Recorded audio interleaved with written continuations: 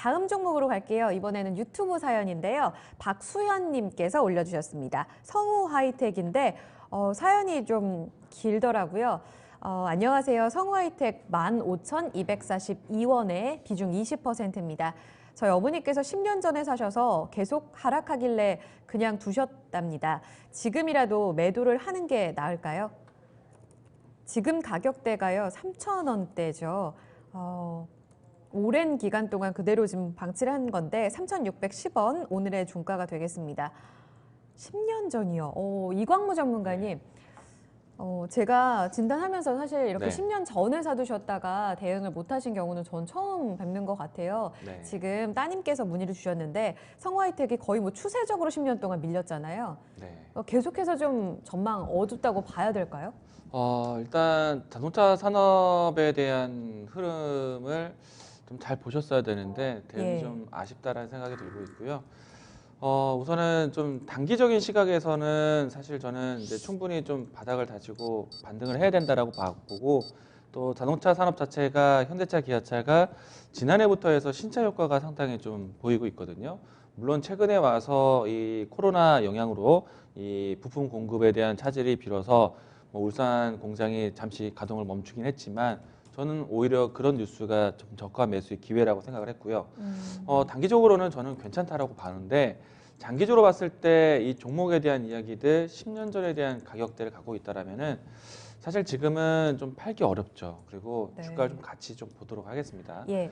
성우 하이텍의 움직임이 좋았었던 시기가 2019년도 때부터 해서 2014년도 때 움직임이 상당히 좋은 것인데, 요 시기를 보려면은 뭐 현대차, 기아차를 많이 보셔야 됩니다.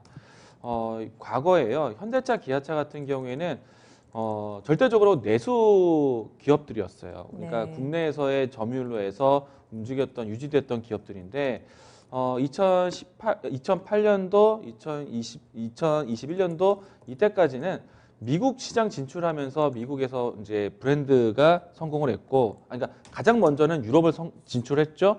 유럽에 대한 이 진출하고 나서 좀 어느 정도 그 성능에 대한 인지가 받고, 또 미국에서는 가격 전략으로 해서 시장 진입을 잘했고, 그 다음에 이제 2014년도에 도전했던 위치가 중국 시장 진출 내용들이었을 겁니다. 그래서 중국 시장 진출 기대감으로 올라왔었다가 중국 시장에서 좀 그 다음부터 이제 한알령에 대한 얘기들이 나오면서 빠지게 된 건데, 자동차 완성차, 또 부품들도 마찬가지죠. 그런 흐름을 나타낸 것인데, 과거의 자리를 회복하기 위해서는 상당히 좀 많은 이제 산업에 대한 동향을 좀 바꿔야 될 겁니다. 그런데 거시적으로 봤을 때 이 라인대까지 올라오기 위한 모멘텀이 있을까? 저는 사실 올해 어렵다고 봐요. 왜냐하면은 단기적인 시각에서는 자동차 산업이 바닥을 찍고 반등한다는 거는 네. 저는 좋은데, 장기적으로 봤을 때 이 미국의 정책이 우리나라 자동차에 상당히 좀 부정적인 영향이 나올 수밖에 없어요.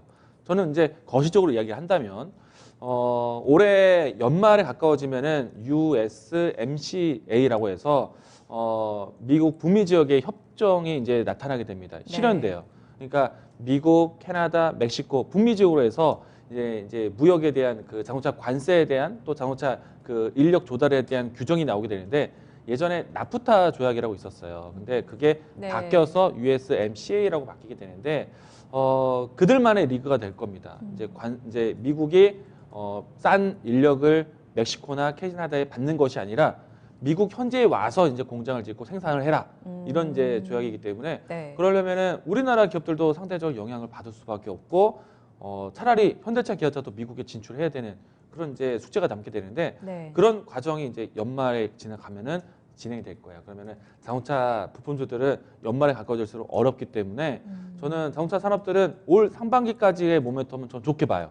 근데 하반기로 갈 때 미 대선에 가까워지면은 저는 오히려 좀 부정적인 요인이기 때문에, 그런 요인들이 있는 상태에서 매수가까지의 그 모멘텀을 키울 수 있을까? 어렵다고 봐요. 그래서 어느 일정 부분에 대한 반등만 보고 네. 빠져나오는 게 좋겠다.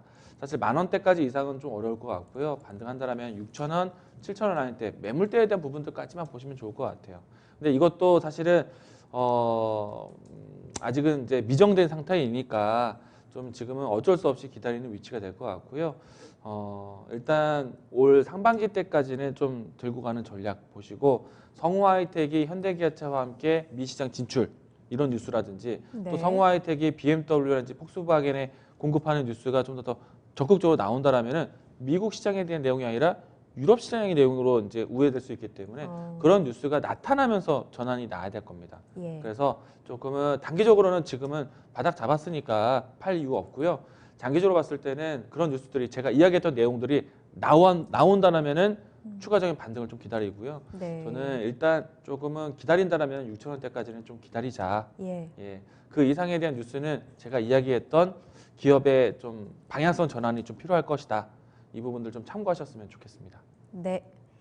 박수연님, 네, 고민이 깊어지셨을 것 같아요. 어머님께서 사두셨던 종목이라고 하셨는데요. 성우하이텍 일단은 바닥을 좀 다지고 있다는 이 신호를 체크해 봤고요. 이 때문에 6,000원까지는 일단 보유 의견 제시됐습니다. 반등을 좀 기다리셨다가 이때는 새롭게 좀 계약 체결 내용이라든지 수주 내용을 좀 체크하고 대응이 필요할 것 같아요. 가격대 한 번 더 문의 주셔도 좋을 것 같습니다. 연말에 미국 이슈는 악재로 작용할 수 있다는 점은 꼭 체크를 해보세요. 성우하이텍 봐드렸습니다. 힘내시기 바랍니다.